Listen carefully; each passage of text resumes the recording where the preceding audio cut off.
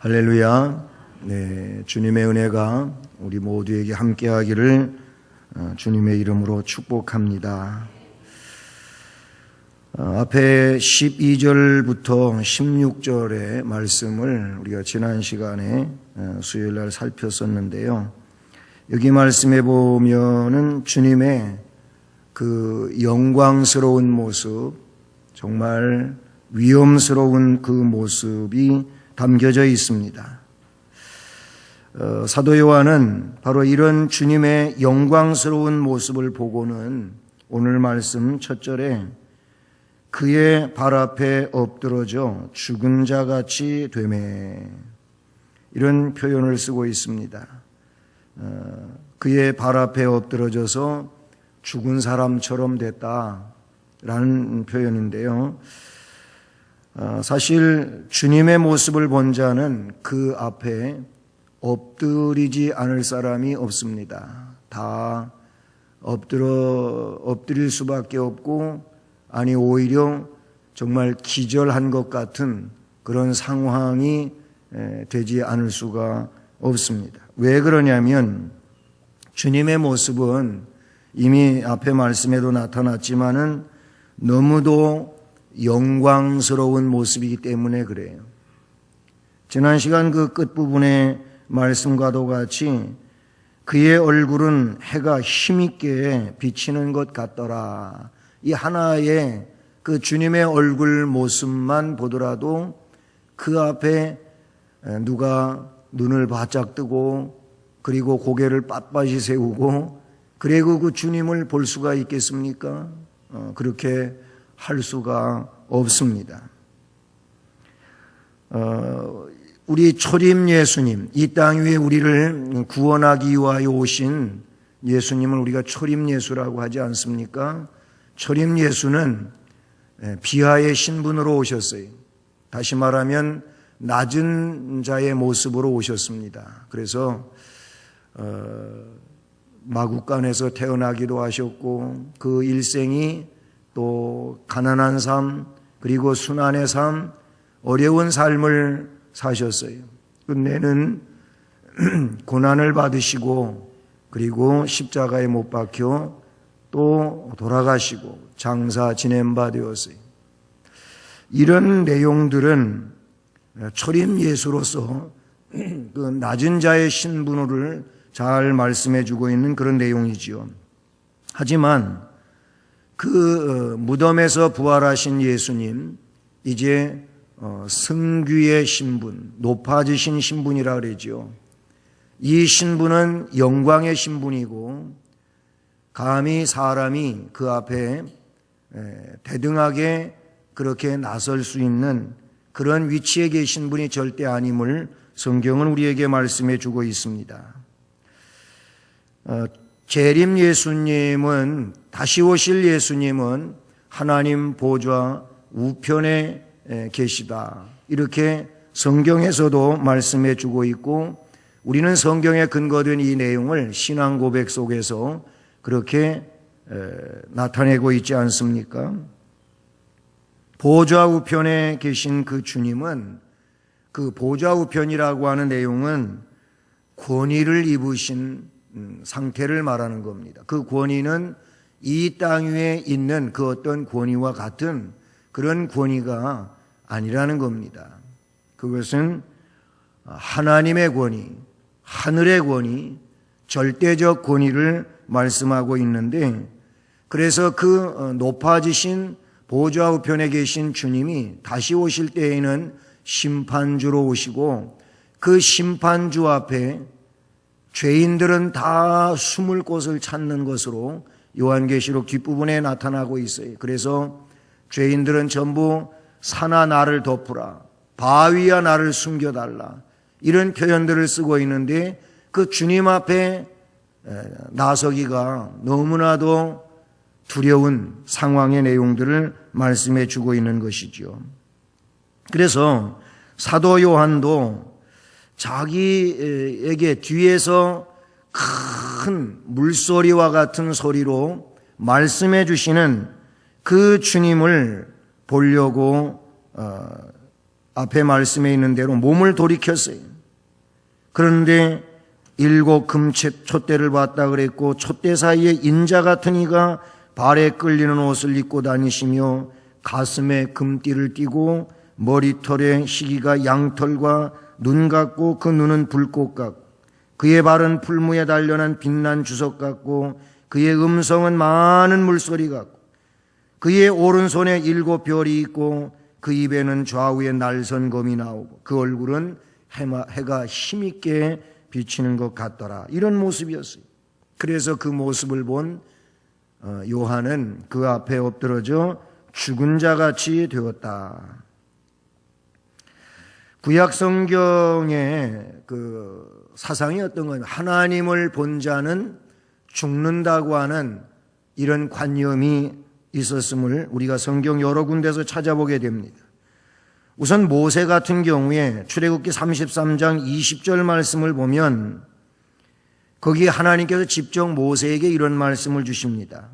내가 내 얼굴을 보지 못하리니 왜 그러냐면 나를 보고 살 자가 없음이니라. 나를 내가 볼 수 없다. 나를 보면 죽는다. 이런 말씀을 하나님께서 직접 출애굽기 33장 20절에 기록하고 있습니다. 창세기 32장 30절 말씀에 가보면 거기 야곱이 이제 20년 넘게 밧단 아람에서 외삼촌 집에서 그가 삽니다. 양치기를 하면서 살지요. 그리고 그 기간 동안에 요셉의 재산이 많아지게 되고 하나님이 창세기 28장에 기록된 것처럼 요셉을 고향으로 돌려보내십니다. 그래서 재산을 정리해 가지고 고향으로 돌아오는데 문제가 있습니다. 무슨 문제가 있느냐 하면 벌써 한 20여 년 전에 장자의 축복을 가로챈 일로 형 에서가 자신을 죽이려고 마음속에 그를 죽이려고 하는 이 내용을 담고 있었잖아요. 그래서 그것 때문에 삼촌 집으로 간 거 아닙니까? 근데 돌아올 이 상황까지도 형의 마음이 변하지 않은 것으로 그렇게 야곱은 알고 있어요. 그때 재산을 막 분배해가지고 형의 마음을 어떻게든지 좀 돌려보려고 재산을 때로 나누고 그 다음에 아내와 자녀들을 또 그렇게 차서로 세우고 그리고 맨 마지막 뒤에 야곱이 혼자 남아 있습니다. 그 창세기 32장의 내용이 그 상황에서 이제 하나님의 천사와 씨름하는 얘기가 거기 나와요. 나에게 복을 주시지 않으면 제가 절대로 놓지 않겠습니다 하면서 이 하나님의 사자를 붙들고 매달리는 중에 이 야곱은 환도뼈를 얻어맞게 되는 거예요. 그래가지고 그 뼈가 위골되는 상황에서 얼마나 고통스럽겠습니까? 그때 축복을 받습니다. 내 이름을 야곱이라고 하지 말고 이스라엘이라고 불러라. 거기서 이스라엘이라고 하는 이름이 생겨나고 이스라엘이 민족적 칭호로 발전되는 이 내용이 되는데요. 그때 야곱이 그곳 이름을 브니엘이라고 부르게 됩니다. 그것은 하나님을 봤다는 그런 뜻입니다. 그 내용과 관계하여 야곱은 내가 하나님과 대면하여 보았으나 내 생명이 보존되었다 함이더라. 이 말의 의미는 하나님을 만나면 죽는다는 그런 관념인데 야곱은 하나님의 사자와 씨름하고도 생명을 보존한 일을 그 말씀 속에 담고 있다는 사실이죠. 사사기 6장 20절 말씀을 보면 역시 거기 기드온이 태어나기 전에 기드온의 어머니 또 아버지에 대한 말씀이 나와요. 기드온의 어머니에게 하나님의 사자가 나타나서 이제 기드온이 태어날 것에 대한 이런 말씀을 주시지요. 이거를 결국은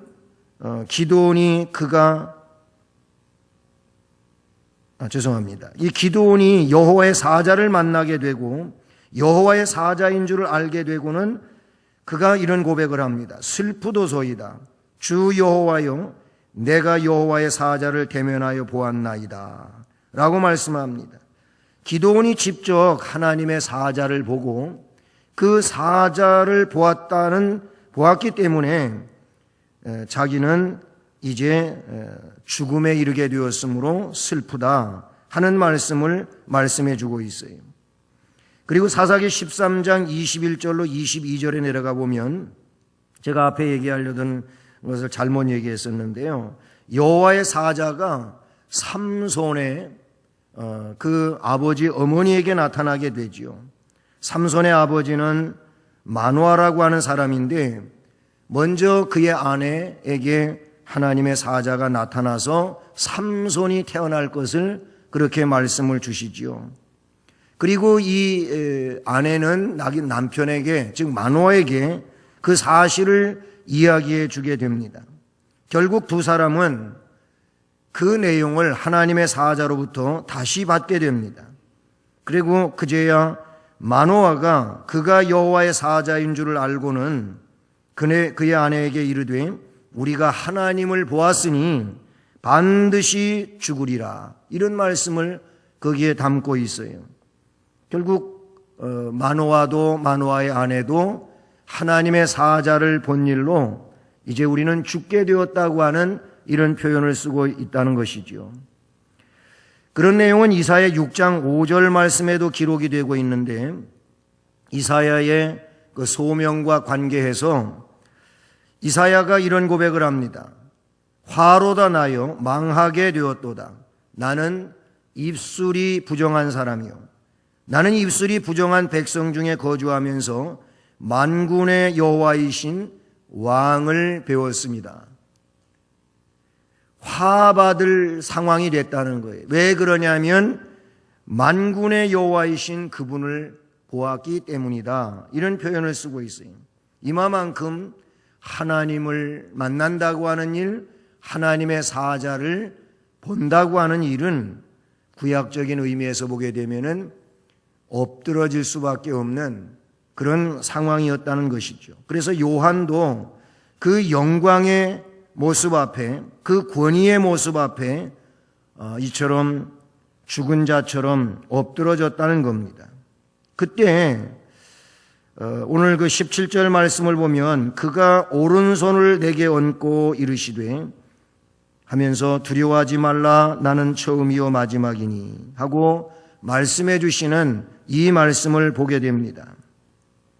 여기에서 그가 오른손을 내게 얹고 이르시되, 이제 엎드러져 있는 이 요한에게 주님이 오른손을 얹어 어루만지십니다.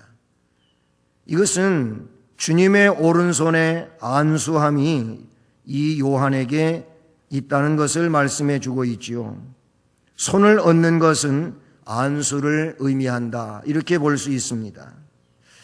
안수, 성경에 보면 이 안수는 여러 가지 상황에서 있게 되는 그런 일인데요.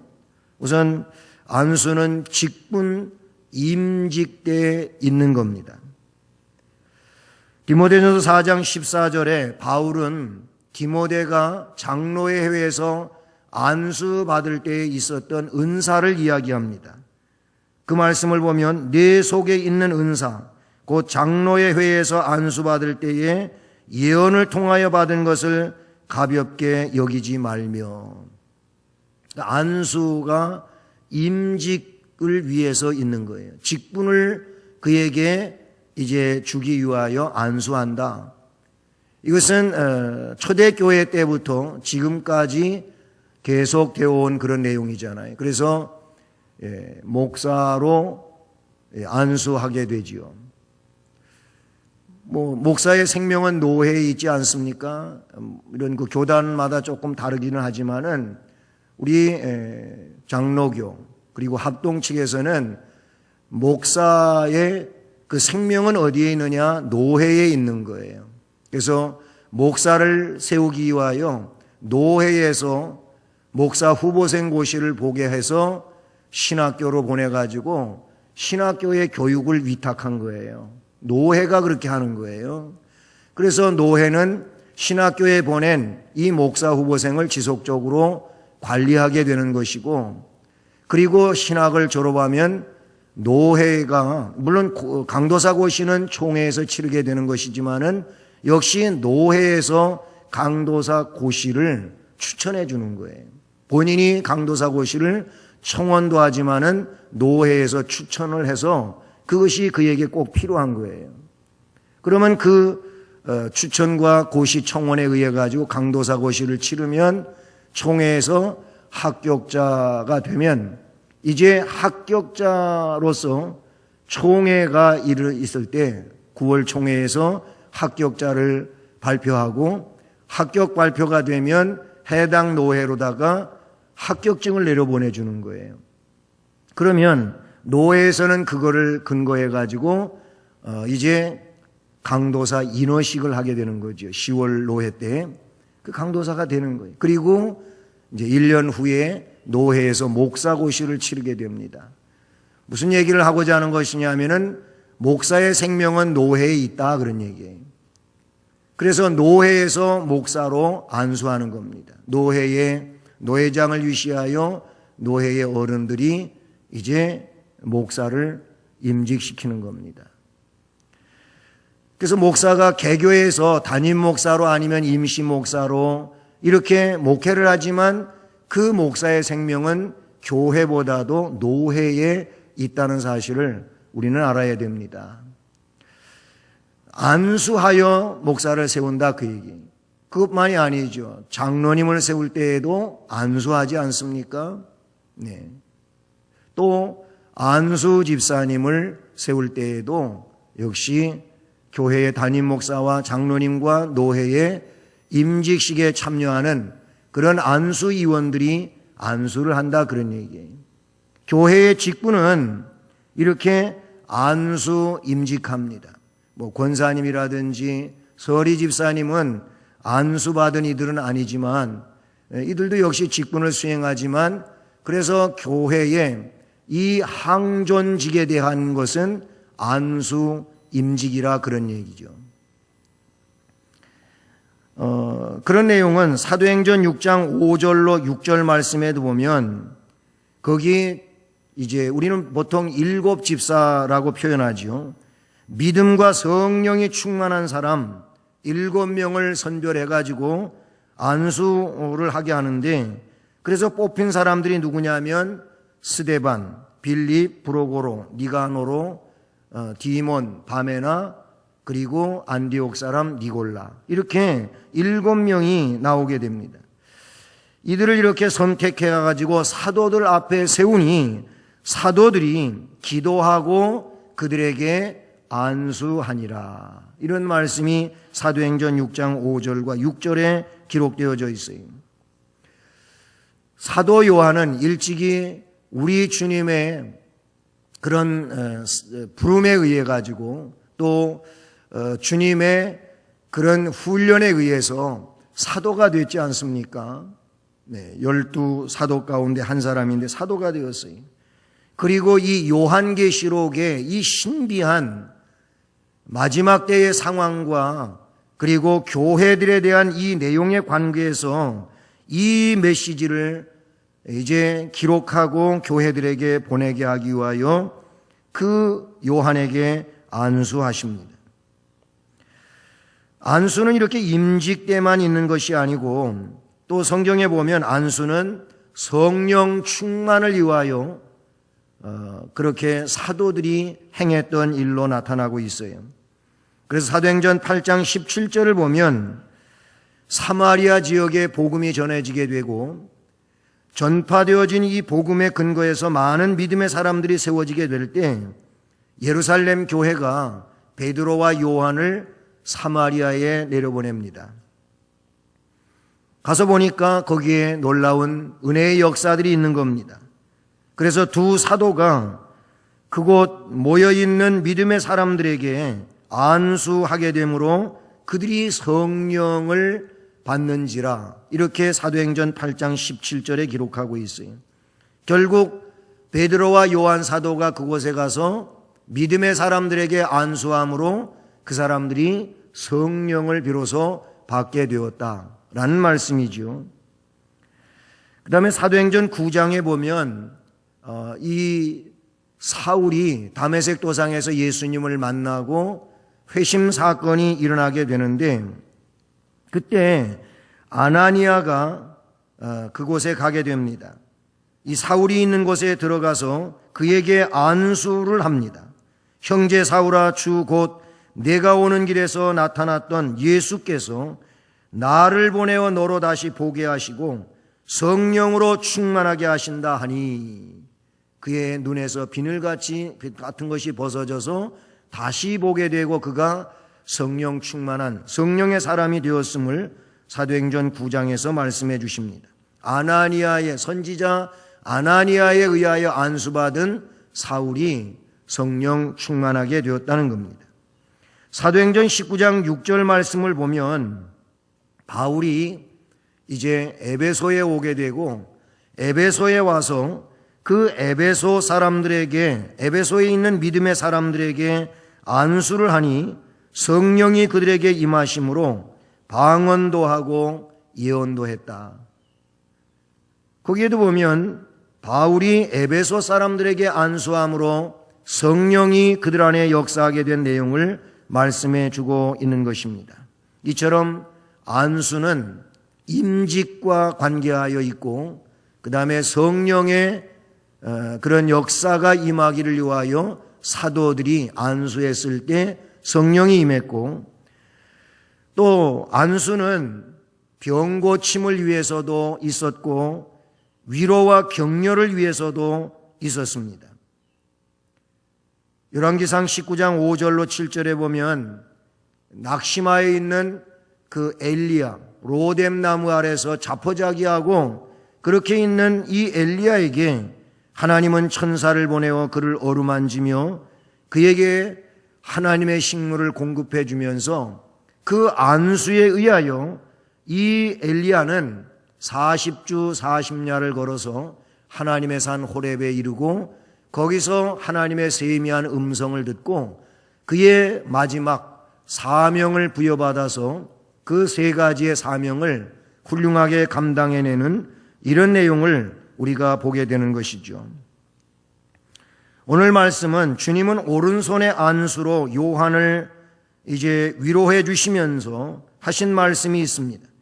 내가 볼 때에 그의 발 앞에 엎드러져 죽은 자가 주되매 그가 오른손을 내게 얹고 이르시되 두려워하지 말라 나는 처음이요 마지막이니 곧 살아있는 자라 내가 전에 죽었었노라 볼지어다 이제 세세토록 살아있어 사망과 음부의 열쇠를 가졌노니. 아멘.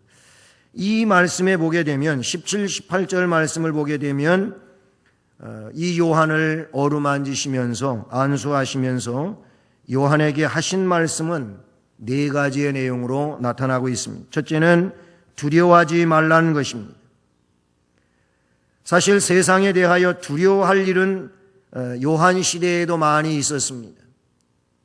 예수님을 구세주로 확신하고 천국의 소망을 그 마음속에 가득히 품고 살지 않는다면 그 시대의 이 박해적 상황은 두려워하지 않을 수가 없는 일인 것이죠.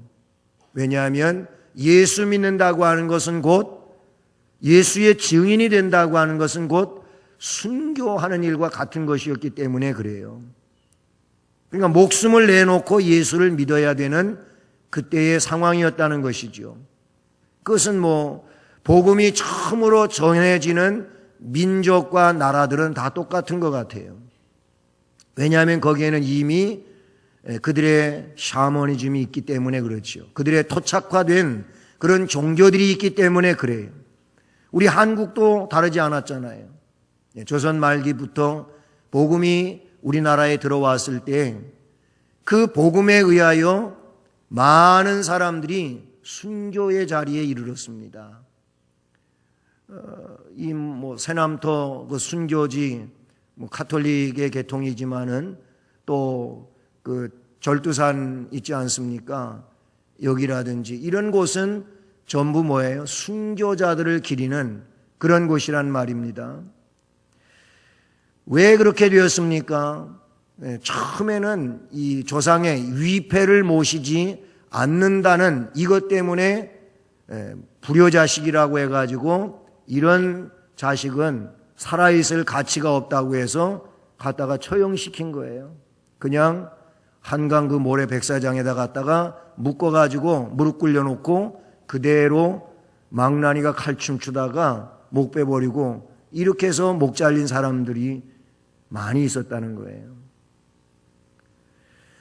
저는 이 비슷한 얘기가 나오면 늘 얘기하지만은 이런 가톨릭이 사실 우리 한국 초기에 가톨릭도 그렇지 않았습니까? 그런데 어느 순간 1970년대일 겁니다. 70년대에 가톨릭에서 이 대한민국에 있는 제사 문제는 이게 우상숭배가 아니고 그 나라에 있는 독특한 문화다.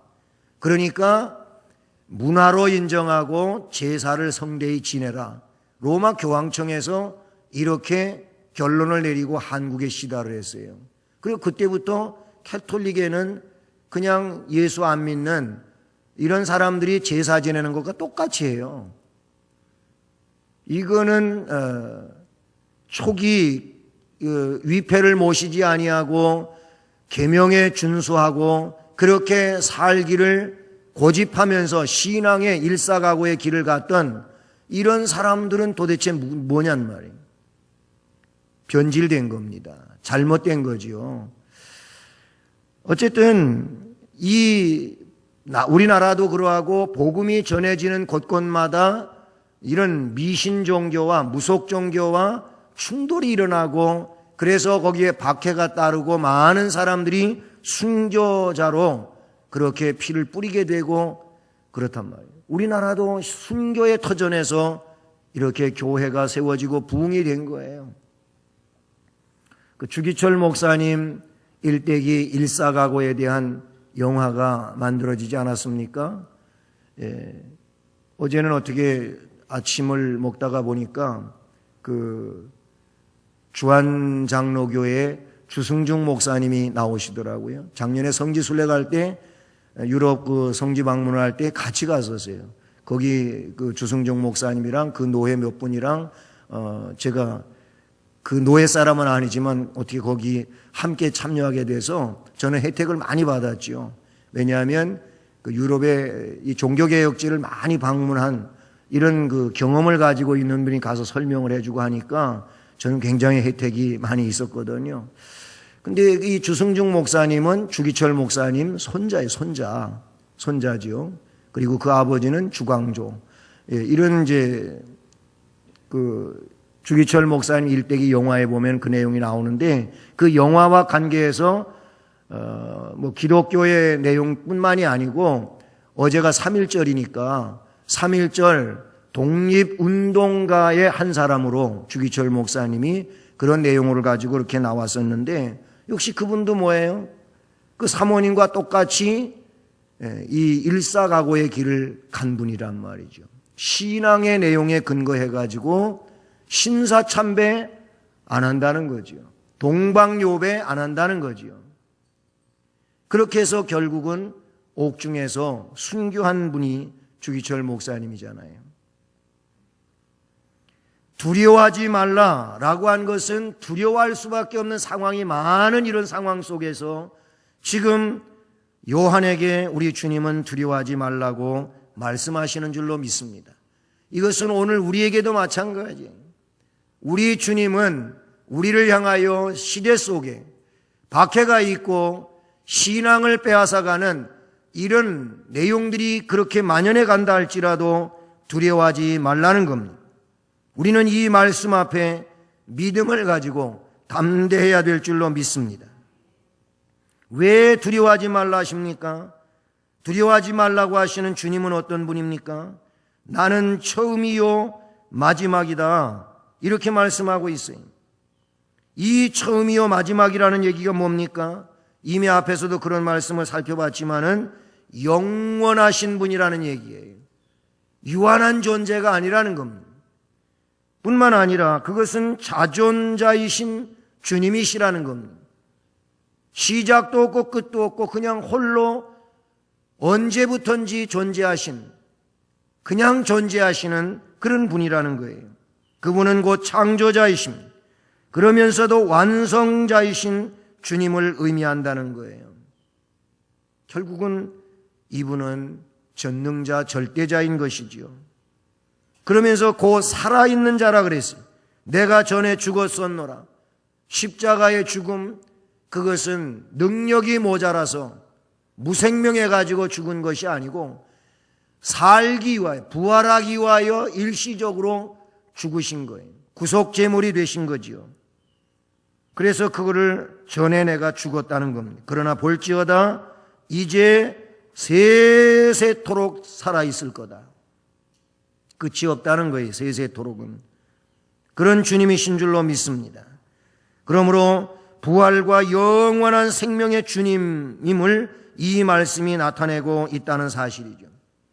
창세기 보면 3장 15절에 범죄한 아담과 하와 그리고 뱀과의 관계를, 이 사탄과의 관계를 이야기할 때 이렇게 말했어요. 뱀의 후손은 여인의 후손의 발꿈치를 상할 것이지만 여인의 후손은 뱀의 머리를 상하게 한다.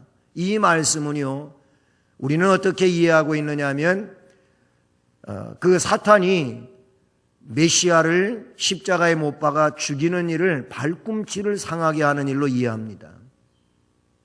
그러나 여인의 후손인 그리스도는 뱀의 머리를 상하게 한다고 하면 뱀을 이제는 끝장내는 영원한 멸망에 빠뜨리는 이 내용을 말씀하고 있다는 사실이죠. 그렇습니다. 사탄의 세계는 죽음 권세가 최고인 줄로 알지만 그러나 예수님은 죽음을 이기신 생명의 주님이신 줄로 믿습니다. 이제 3월 달에 부활절이 있지 않습니까? 3월 27일이 부활주일인데 우리는 3월을 맞이했어요.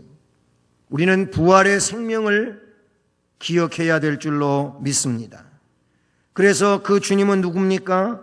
네 번째로 사망과 음부의 열쇠를 가졌노니 그랬어요. 주님은 그 사망 권세 때문에 어떻게 못하시는 분이 아니고 사망도 주장하시는 분이고 그리고 이 말씀에 있는 것처럼 음부도 주관하시는 분이에요. 지옥도 주장하시는 분이라 그러니. 그러니까 주님은 모든 것의 주권자가 되신다고 하는 것을 이 말씀에서 나타내주고 계십니다. 동시에 그분은 완벽한 심판자 되심을 의미하는 내용인 줄로 믿습니다. 그래서 3장 7절에 내려가 보면 에베소 교회와 관계된 이야기로 마지막을 장식하는 말씀에 빌라델비아 교회와 관계된 말씀을 이렇게 주시는 말씀 가운데 이런 말씀이 나와요. 빌라델비아 교회의 사자에게 편지하라. 거룩하고 진실하사 다윗의 열쇠를 가지시니 곧 열면은 닫을 사람이 없고 닫으면 열 사람이 없는 그가 이르시되 아멘. 이 빌라델비아 교회와 관계하여 말씀을 주실 때 다윗의 열쇠를 가지고 계신다. 진정한 왕으로서의 열쇠를 가지고 있는데 그래서 그 열쇠, 키를 쥐고 있는 주님이 열면은 닫을 사람이 없다는 거예요. 그리고 닫으면 열 사람이 없어요. 왜 그러냐면 그 키는 주님에게만 있기 때문에 그렇다는 것입니다. 이것은 이미 말씀드린 것처럼 주권자가 되시는 주님에 대한 말씀인 겁니다. 이런 주님께서 요한에게 기록할 것을 보여주십니다. 뭘 기록하라고 하십니까? 오늘 19절 20절 보면 그러므로 내가 본 것과 지금 있는 일과 장차 될 일을 기록하라. 이렇게 말씀하고 있어요. 내가 본 것을 기록하라. 지금 있는 일을 기록하라. 장차 될 일을 기록하라. 라고 말씀하십니다. 요한이 본 것은 오른손의 7별의 비밀과 7 금 촛대였음을 말씀해 주고 있지요. 7별은 7 교회의 사자, 즉 목회자이며 7 촛대는 지상에 존재하는 7가지 유형의 모든 교회들을 말하는 것입니다. 지금 있는 일은 현재 계시로서의 교회의 모습과 시대의 상황, 주님의 명령과 요구들이라고 말할 수가 있습니다. 이것은 요한계시록에 펼쳐지고 있는 내용들이죠. 동시에 장래될 일도 미래의 계시로서 계시록 4장 이하에 나타난 계시의 내용들이라고 볼 수가 있는 것입니다. 그러므로 이 계시록에 기록된 내용은 곧 뭡니까? 지금 있는 일과 동시에 장차 될 일, 우리에게 있어서도 지금서부터 앞으로 되어질 일들이 요한계시록에 기록이 되어지고 있다는 사실을 우리가 이 말씀을 통하여 이해하게 되는 것입니다. 주님은 나팔소리 같은 큰 음성으로 요한에게 이르시되 네가 보는 것을 두루마리에 써서 에베소, 서머나, 버가모, 두아디라, 사데, 빌라델비아, 라오디게아 등 7 교회에 보내라고 이미 1장 10절과 11절에서 말씀해 주셨어요. 요한에게 이 명령을 하신 주님은 13절부터 16절 말씀처럼 영광의 주님으로 처음이요 마지막이신 영원한 주님이신 줄로 믿습니다. 죽었다가 다시 살아나심으로 사망 권세를 이기신 생명의 주님으로 사망과 음부의 열쇠를 가지고 계신 주님이신 줄로 믿습니다. 우리는 이 주님의 보혈의 공로를 힘입은 주님의 백성들인 줄로 믿습니다. 그러므로 이 은혜를 힘입은 백성으로서 우리에게는 주님께 찬송할 일밖에 없는 것이고 그리고 감사할 일밖에 없다고 생각합니다.